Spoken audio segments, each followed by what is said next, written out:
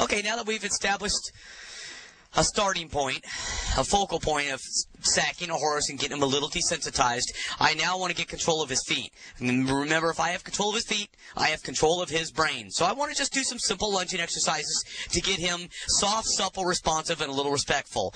So I'm going to go ahead and start by cheeking him a little bit and just bending him around my body, getting control of his hind end a little bit, so I can lunge him away from me and he won't be on top of me. So I'm just getting him kind of bending around my body here. And as he starts to do that, now I'm just going to build up the pressure and see if I can't lunge him a little bit right there. Now see how he is with that shoulder and everything? That's why I bent him first. I use that hip because I can use that hip to kind of get him away from me and out of my space.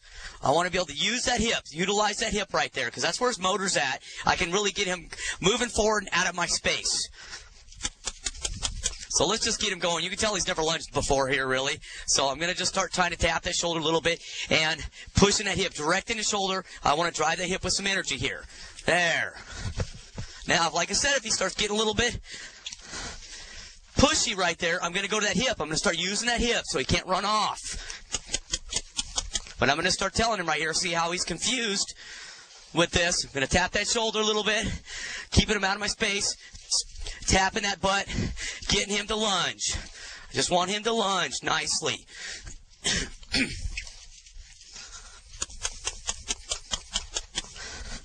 And remember, if I have control of his feet, I got control of his brain. So if I don't put him in motion like this, I'm going to have a real hard time with him. So I want to start putting him in motion right here. Just get control of his feet. See how he's hanging on my hand right here? I'm really going to be pushing right there so he's not hanging on me so much. And I just want to be able to drive him around here in circles. I'm trying to drive him just like if I was riding him. I'm driving him through my leg. That's why I'm pushing him from behind here. And I don't want him speeding up, slowing down. What I'm waiting for him to do is just start trotting for me real nice. And I'm just going to keep him moving forward. Keep him moving forward. Trying to keep him to teach him how to be off my hand. Not push on my hand like he is right there. And just keep him moving forward. When he starts to trot for me and give me a little consistency, I'll start stopping him here. But I cannot achieve that if I don't lunge him.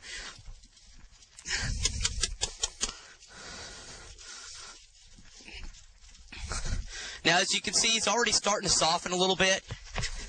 Now, I'm always going to be watch that, but I'm going to let him know that ain't tolerable right there either.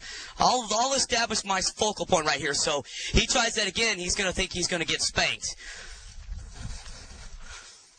Last thing you need to do is get hurt, get kicked. So, like I say, I'm just lunging, getting control of his feet a little bit here. And if I get control of his feet, I'll start getting control of that brain. He'll start thinking and be focusing on me. That's what I'm looking for. So I'm really just going to keep on lunging him here for a moment until he starts figuring this out. See how he's speeding up, slowing down? Well, that's not a good time to stop. So, like I say, I just want to get some consistent laps out of him.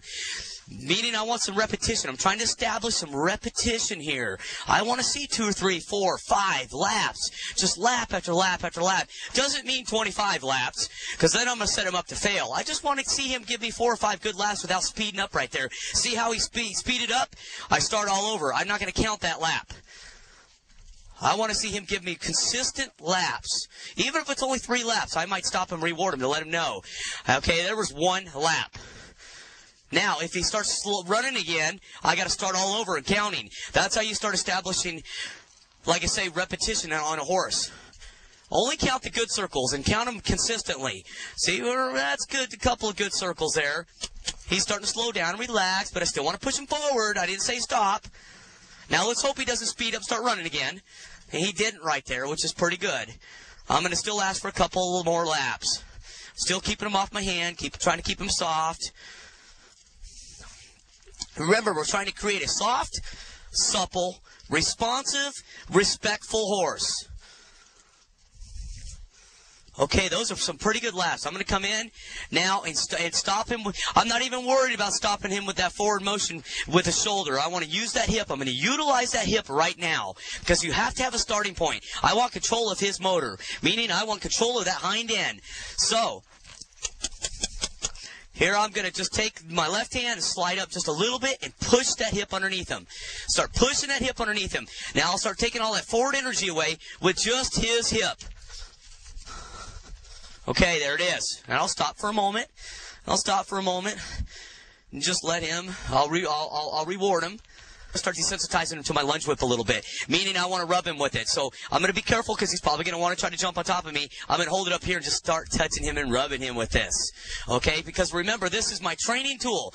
I don't want him afraid of my training tools that I'm going to use to be able to touch him with and touch that. See how he's trying to kick right there? Here's where you do not release the pressure. Watch how I'm just going to keep rubbing. I'd say, you know what, buddy? You kick that all you want because you ain't getting out of this. You're not going to get out of this. So, like I say, do not back off right here. I'm just going to keep rubbing and scratching and let him know that, hey, I just because I touched your hind leg didn't mean I said kick. But see how this stick will really come in handy, too? It's just desensitizing and rubbing right there. Now, it was a little bit different feel than the sacker that I was using. But like I say, that's why I stopped him right here. First of all, I started lunging him with it. But now I want to rub him with it to let him know that this is just my tool. This is an extension of my arm. And out here, he can kick all he wants. Watch, I'll start touching his belly, rubbing his belly, scratching him with it, working down his front feet right here. There's his back right here on the back sides of his legs, just rubbing underneath his belly where we're going to have to cinch him right here eventually. Okay, so I want to rub that real good. Okay, I'm going to move him over here so I just can effectively do a little bit more with him.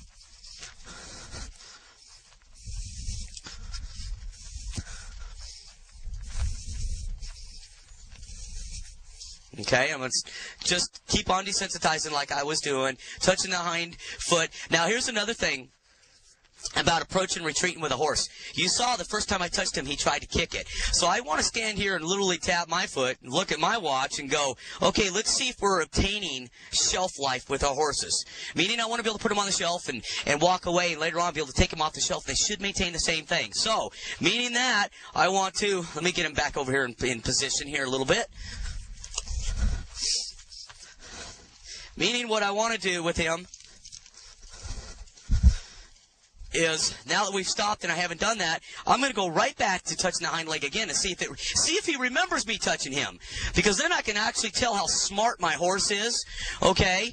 Meaning if this was brand new and he started all over again with me touching him trying to kick it again, I'd say, okay, well, we've got a lot of work ahead of us to really get that out of him. So this is how I start to evaluate my horse's IQ level, see how smart they are, see how much information they can retain, okay? So, I want to do just touch him again. And see how he kicked that again? So, like I say, never just because you talked him out of it one time, never think that they're not going to kick you again. I want to see consistency within this first 30 days of training him. I want to see this go away. So, by making that go away, I am going to stop and retreat like this and wait a moment.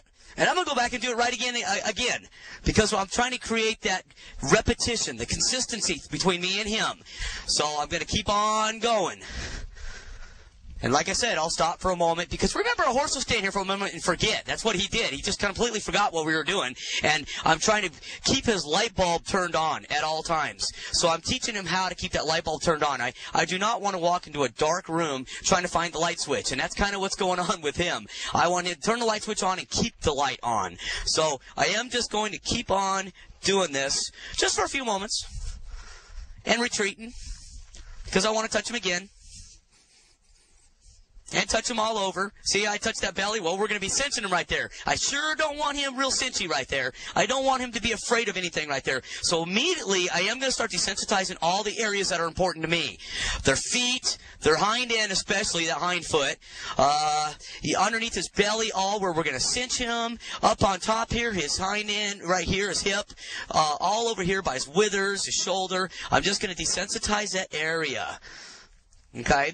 Now I'm going to go to the other side and do the same thing. Okay, and I'm going to still keep him out of my space because remember, at any moment he can jump on top of me. I'm going to protect myself first.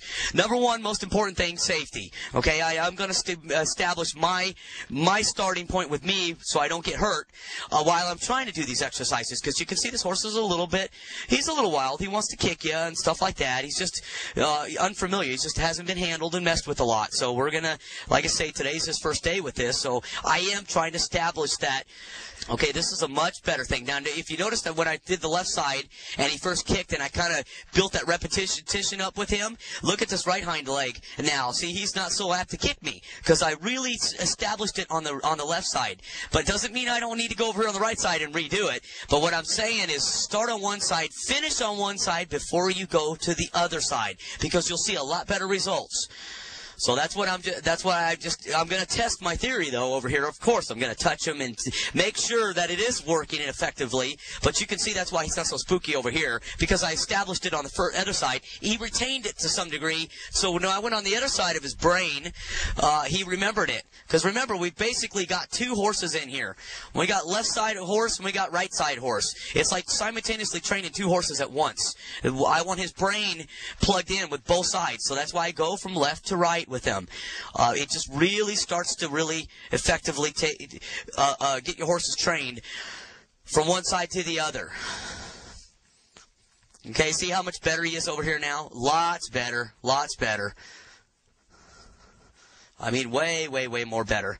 Okay?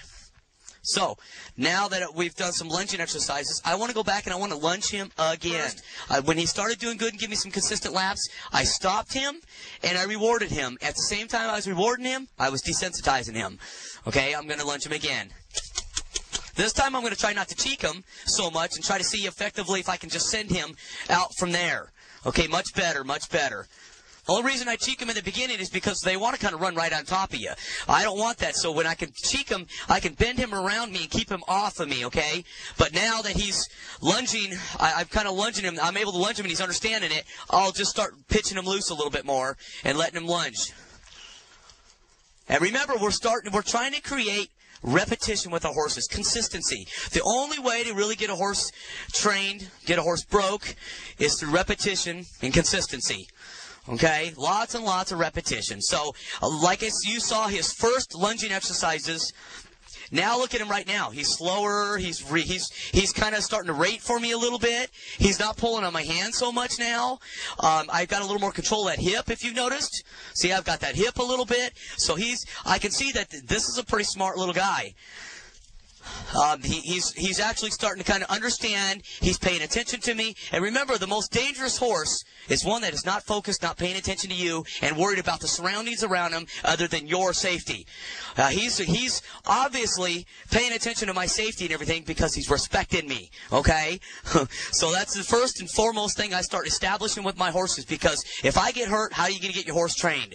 So you got to protect yourself, and like I say, you have to get control of the feet. If you have control of the feet, you have control of their brain. It's just big important thing. So, and as you can see, I mean, look at him already in one lunging session. He's already almost fingertips off for me. He's not pulling on me and trying to drag me across the arena now. He's not trying to drag me across the round pen anymore. See that? How I can just almost hold him with my thumb?